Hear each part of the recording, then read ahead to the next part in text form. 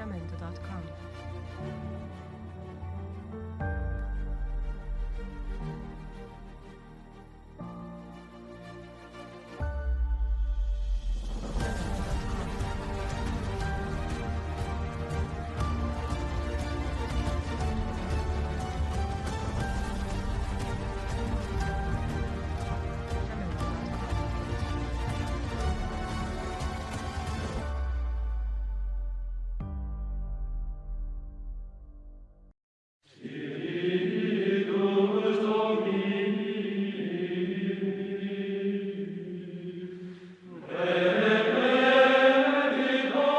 Bienvenidos a una nueva clase flipada de biología.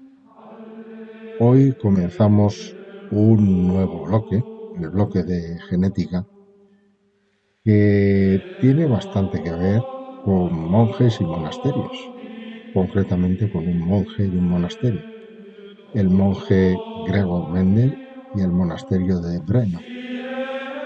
Y curiosamente fue en un momento en el que las investigaciones de Mendel pasaron desapercibidas y al mismo tiempo se estaba dando a conocer la teoría de la evolución de Charles Darwin.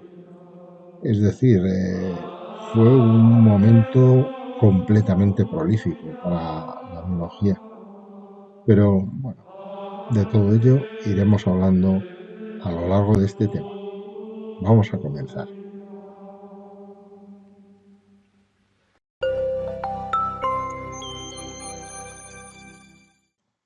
Desde los comienzos de la civilización, se había observado que los hijos poseen algunas características en común con sus padres y que parecía existir cierta regularidad en la transmisión de estas.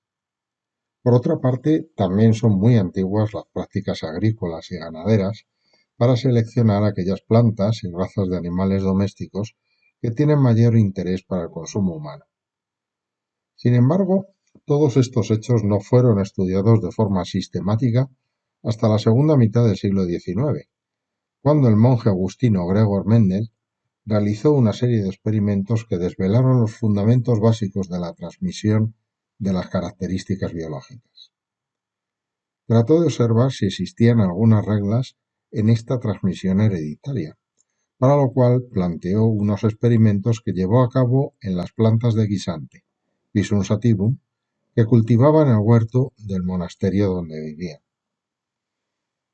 Mendel vivió entre 1822 y 1884.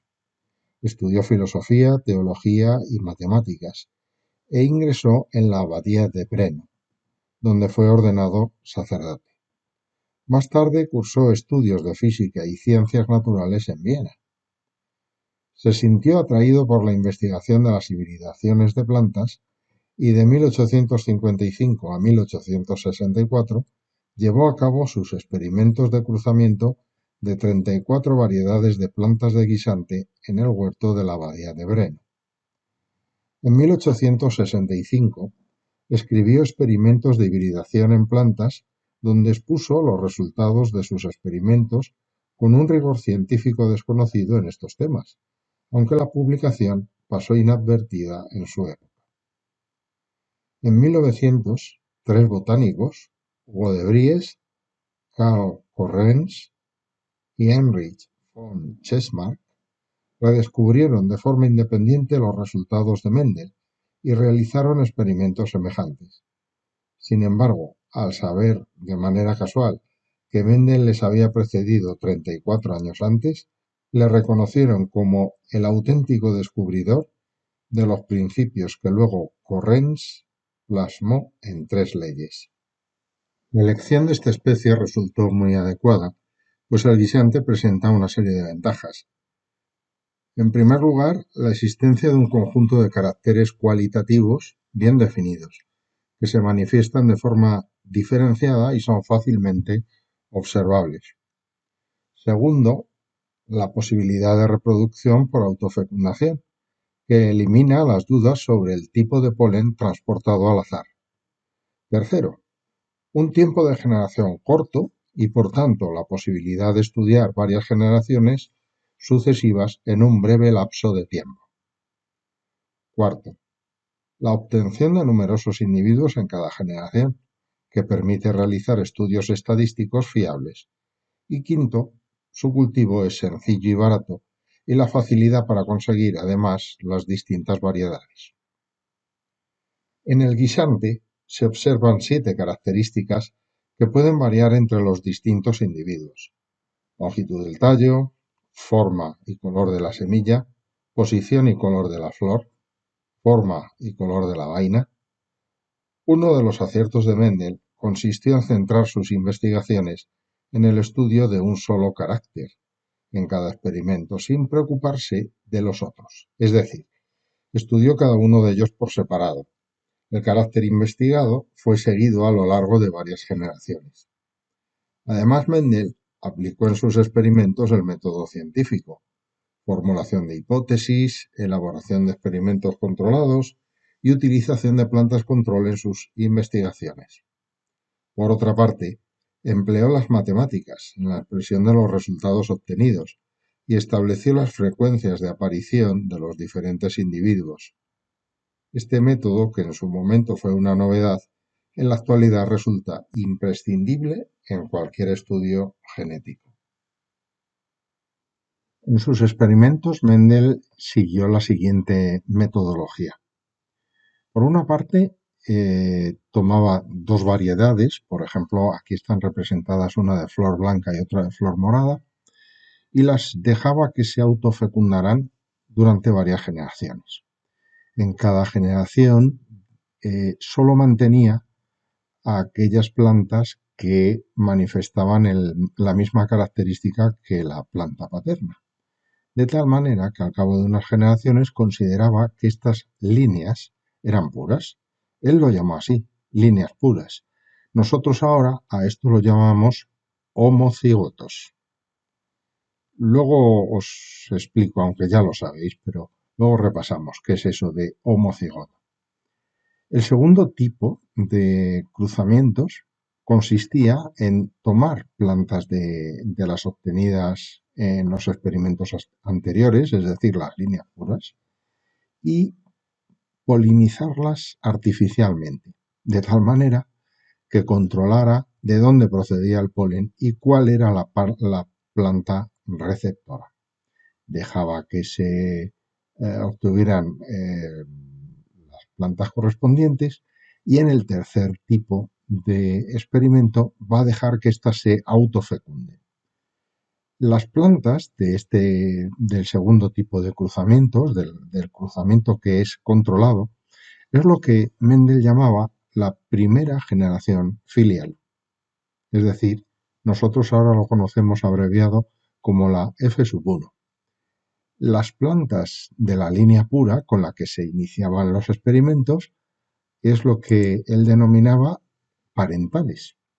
Y por último, estas otras plantas que dejaba que se autofecundaran correspondían a la segunda generación filial, o ahora lo llamamos F2. La flor del guisante resultó muy adecuada porque no era fácil de fecundar por el viento, por ejemplo. Eso hubiera hecho que los experimentos fueran totalmente incontrolables, porque en una flor que fuese muy abierta, el polen podría venir procedente de cualquier otra planta totalmente desconocida y fecundarla. Sin embargo, si observáis, esta es una flor que tiene una estructura muy peculiar, y de tal manera que la parte fértil de la flor, los estambres y los pistilos, quedan totalmente ocultos por los pétalos. Y la única forma de polinizarlas de forma natural es mediante insectos. Pero de forma artificial también se podía conseguir. Y efectivamente, esto es lo que hizo Mendel. Cuando Mendel, por ejemplo, quería utilizar como planta macho, digamos, una flor blanca, y como hembra receptora una de flor morada, lo que hacía era con un pincel tomar el polen y transferirlo al pistilo de la flor morada, a la que previamente con unas tijeras había cortado los estambres para evitar que se autofecundara. Una vez hecho este procedimiento, dejaba que prosiguiera el desarrollo, se desarrollaba la legumbre y a continuación cada semilla la sembraba para ver cuáles eran, qué descendencia se había producido en ese cruzamiento. Fijaos que cada semilla produce un individuo y en cada vaina, en cada legumbre, aparecen pues un número elevado de plantas. Si el cruzamiento lo quería hacer al revés, es decir, utilizar como macho el parental púrpura y como hembra el de flor blanca, pues invertía los procesos, cortaba los estambres en la flor blanca y tomaba el polen con el pincel en la flor morada.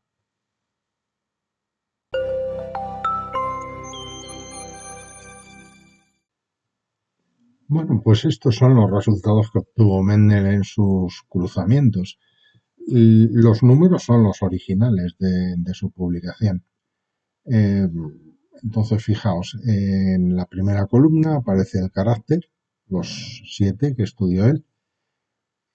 A continuación aparecen los cruzamientos iniciales, en donde, como vamos a ver, todos los individuos son idénticos. Es decir, el resultado del primer cruce son individuos homogéneos.